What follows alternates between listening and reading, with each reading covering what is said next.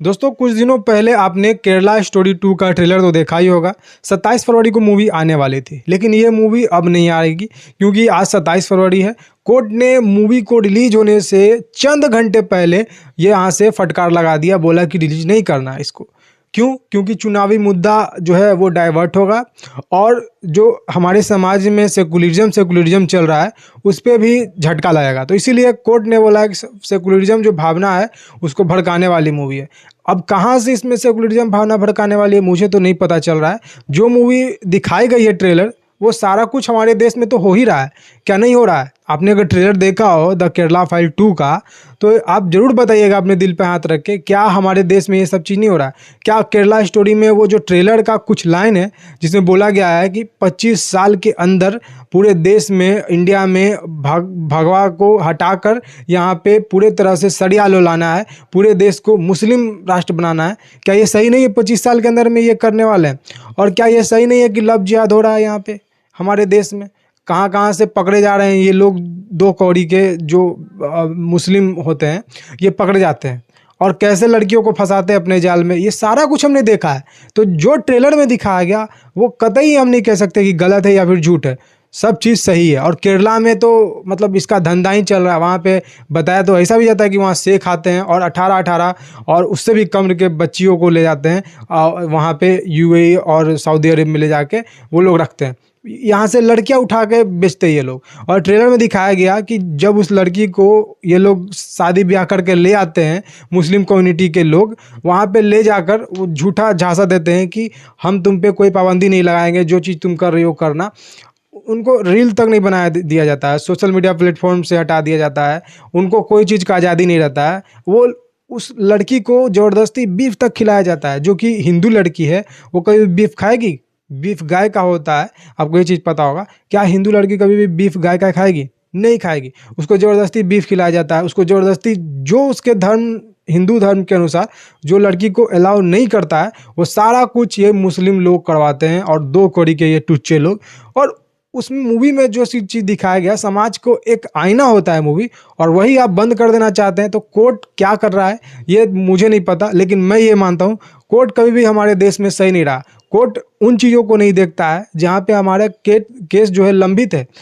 कोई आदमी मर गया है, 30 साल 25 साल हो गया मरे हुए, उसको अभी भी केस चल रहा है। 30 साल 25 साल तो मैं छोटा बात बोल दिया, 3-3 पीढ़ी बीत गया लेकिन उस केस का सुनवाई अच्छा से हुआ नहीं।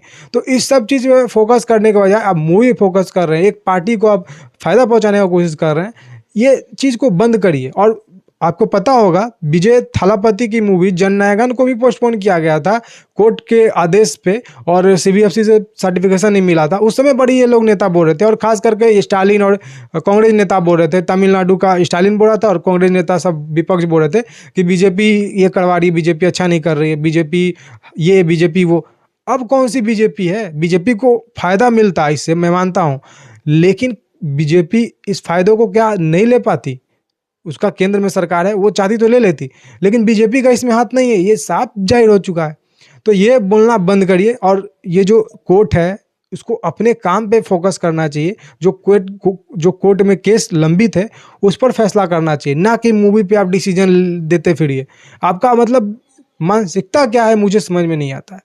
कोर्ट हमारे देश में कभी भी इंसाफ किया ही नहीं, कोर्ट का कभी भी इंसाफ अच्छा हुआ ही नहीं। पैसे पर कोर्ट बिकती है ये सभी को पता है, पुलिस पैसे पर बिकती है सभी को पता है। मैं सभी पुलिस वालों को नहीं कह रहा हूँ, लेकिन अधिकतर पुलिस वाले, अधिकतर कोर्ट में जज वकील पैसे पर बिकते हैं, पैसे पर बिक कर ये जजमेंट दिलाते हैं। याद करिए, अभी एक वकील के घर में 1-2 साल पहले पैसा जला हुआ मिला था।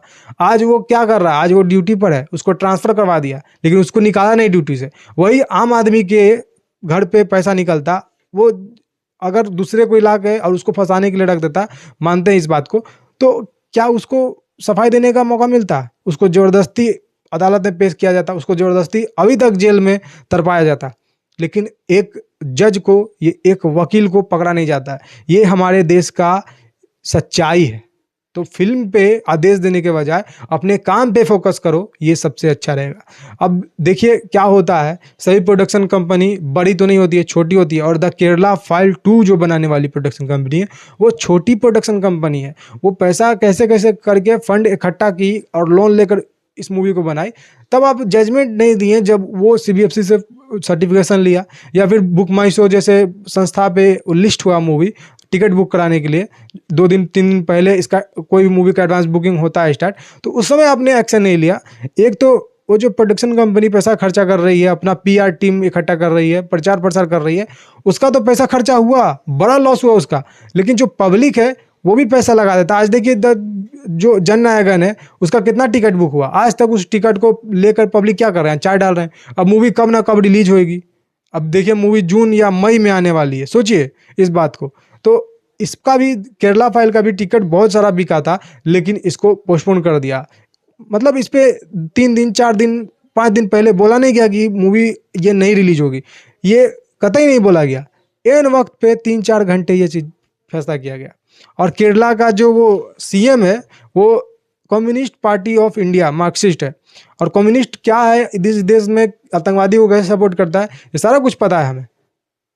25 साल में बोला, इस ट्रेलर में दिखाया गया कि हम पूरा तरह से इस्लामिस्ट देश को कर देंगे इंडिया को, और सरिया लो लगाएंगे। या क्या सच नहीं है? सब सच है, लेकिन सच जानते हुए भी आप लोग आंख में पट्टी बांध रहे हैं, या फिर आपको जलन हो रहा है कि एक कम्युनिटी को ऐसा बेनकाब किया जा रहा है जो कि आज तक नहीं किया गया किसी द्वारा, किसी मूवी के द्वारा, तो आपको दिक्कत हो रहा है। ये सच्चाई है बात का। पीएफआई हमारे देश में क्या कर रहा था, और वो जो छांगुर पकड़ा गया क्या कर रहा था यूपी से, वो यही तो कर रहा था, लेकिन मूवी में दिखा दिए तो गलत हो गया, क्योंकि उससे हिंदुओं का आंख खुलेगा ना, इसीलिए। और आपको इस सब चीज़ का पता नहीं है, उन परिवार से पूछिए जिन परिवार के ऊपर ये सारे कुछ दुख तकलीफ पड़ी है। ये हम और आप बता ही सकते हैं, मैं बैठकर नहीं बोल सकता हूँ, या फिर आप वहाँ से बैठकर जजमेंट नहीं दे सकते।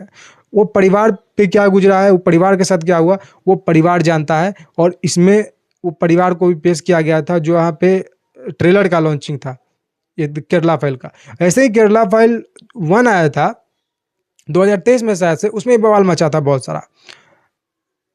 तो ये जो है लोग पहले इनके जो नुमाइंदे कांग्रेस के कम्युनिस्ट वाले आ जाते हैं, और 2 कौड़ी के अभिनेता, मैं बता दूं, प्रकाश राज जैसा 2 कौड़ी का अभिनेता और 2 कौड़ी का फिल्म मेकर्स अनुराग कश्यप जैसा आकर इनका सपोर्ट करता है। इनको कुछ पता है? नहीं पता है। इनकी बेटी बहन तो नहीं थी ना, इसीलिए इसको क्या पता है। अब देखिए अनुराग कश्यप क्या बोल रहा है। अनुराग कश्यप बोल रहा है कि जो फिल्म के डायरेक्टर है उसको कह रहा है कि ये फिल्म जो है बकवास बना है, मेकर्स जो है वो कुछ ही बना रहे हैं।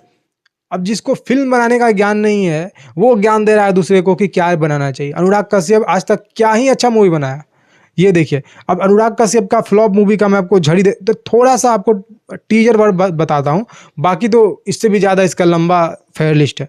देखिए अनुराग कश्यप का फ्लॉप मूवी में से आपको मैं बताऊं तो 2015 में मूवी आया था बॉम्बे वेलवेट। 120 करोड़ का बजट था, मूवी ने 43 करोड़ का कलेक्शन किया, बहुत अच्छा मूवी गया। आपको पता ही जैसा कि नो स्मोकिंग 2007 में आया, ये भी फ्लॉप।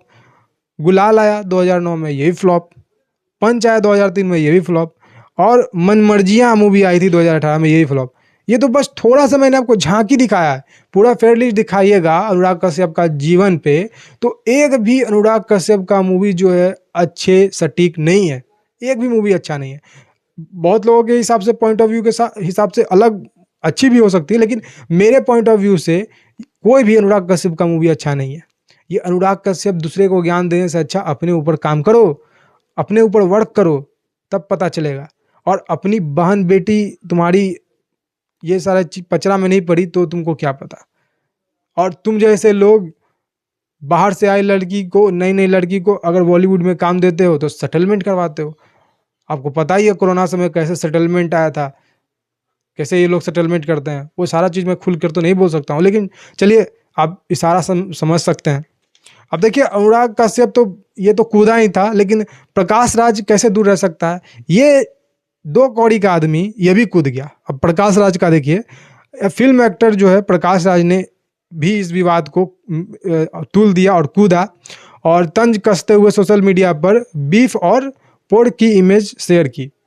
मतलब केरला फाइल के लोगों को नसीहत दिया, बीफ और पोर्क का एक इमेज शेयर किया और कैप्शन में लिखा कि ये जो मछली है, ये जो गाय है, ये सब जो इकट्ठी रहती है, एक एग्जाम्पल देने का कोशिश किया गया कि हमारे देश में हिंदू, मुस्लिम, सिख, ईसाई सब इकट्ठे रहते हैं। तो वो जो हिंदुओं का कश्मीरी पंडित का जो कत्ल किया गया वो क्या था? जब इकट्ठे रहते हैं तो 26/11 में जो हमला हुआ वो कौन कम्युनिटी ने किया था?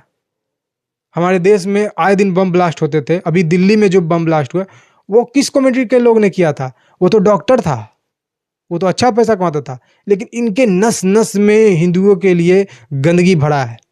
तो ये चीज को देखना चाहिए। और ऐसे लोग पहले इन लोगों का सपोर्ट में कूदते हैं, प्रकाश राज या फिर अनुराग कश्यप जैसे लोग, कि इन लोगों का कोई मतलब सपोर्ट करने वाला तो चाहिए कुत्ता गली का। तो ये गली का कुत्ता है आदमी, बस।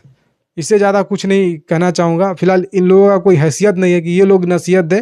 हालांकि अनुराग कश्यप तो मतलब ख़त्म आदमी है, लेकिन चलिए प्रकाश राज भी, ये भी मतलब ख़त्म ही है, बीआरएस पार्टी का ये नुमाइंदा है। और ये बताए, हालांकि एक चीज़ मैं भूल गया, प्रकाश राज बताए कि इसका उपलब्धि क्या है, इसने समाज के लिए क्या कंट्रीब्यूट किया, या फिर अनुराग कश्यप ये बताए कि इसने समाज के लिए क्या कंट्रीब्यूट किया। और जो समाज के लिए कंट्रीब्यूट किया वो ज्ञान देता है तो अच्छा लगता है, और ऐसे लोग समाज के लिए जो कंट्रीब्यूट नहीं किए वो लोग ज्ञान देते तो अच्छा नहीं लगते ज्ञान देते हुए। तो ये चीज़ है, फिल्म से ज़्यादा ये जो है पॉलिटिक्स बन गया है। और पॉलिटिक्स पे ये कतई नहीं मूवी है, ये सिर्फ समाज के उन चुनिंदे तो है ही नहीं, ये उन लोगों के मानसिकता को दर्शाती है जो भारत में अगले 25 साल, अगले 30 साल में क्या करने वाले हैं, ये सारे कुछ को दिखाने की प्रयास ये मूवी करती है। और छांगुर का भी यही एम था कि 2047 तक भारत को क्या बनाना है।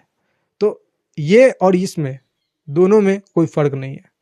और एक पर्टिकुलर कम्युनिटी का लोग बुर्का पहन के स्कूल में जाता है, बुर्का पहन के मतलब सारे संस्था में जाता है, और उसी बुर्के में अगर वहाँ पे टेररिस्ट घुस कर आए, और ऐसा हुआ भी है, तो इसका कौन जिम्मेवार लेगा? ये बोलेगा कि केंद्र सरकार जिम्मेवार है। ये तुम बुर्का चेक करवाओगे तो वहाँ पे विवादी हो जाएगा, पथराव करने लगे हुए। तो ये सारे चीज़ को, ये सारे चुतियापा को अपने पिछवाड़े में डालो। और मूवी बनाना आता नहीं, तुम लोग ज्ञान देते हो। और मूवी में क्या करते हो तुम लोग? क्या समाज के लिए सीख देते हो? समाज का ये सीख है, समाज के लिए जो ये मूवी बना था, ये बेहतर मूवी बना था। तो इसलिए ऐसे दो कौड़ी के लोग आते जाते रहते हैं। लेकिन हाँ, कोर्ट से भी यही गुजारिश है कि अपने काम पर फोकस करो भाई, क्या मूवी के पचड़े में पड़े हो? लंबित जो केस है उस पर ध्यान दो। पैसा ले रहे हो मूवी का फैसला देने के लिए, कि अपने काम को फैसला देने के लिए, एक गरीब का इंसाफ देने के लिए, एक गरीब के जजमेंट को पास करने के लिए तुम बैठे हो? गरीब के लिए तो है खैर कोर्ट है ही नहीं, सिर्फ और सिर्फ पैसे वाले लोगों के लिए कोर्ट है, क्योंकि जेब में रुपया जो गर्म करता है इन जज का, इन वकीलों का, उसके लिए ये कोर्ट है। फिलहाल आज के इस वीडियो में इतना ही, ज़्यादा लंबा वीडियो हो जाएगा। जय हिंद, वंदे मातरम, जय श्री राम।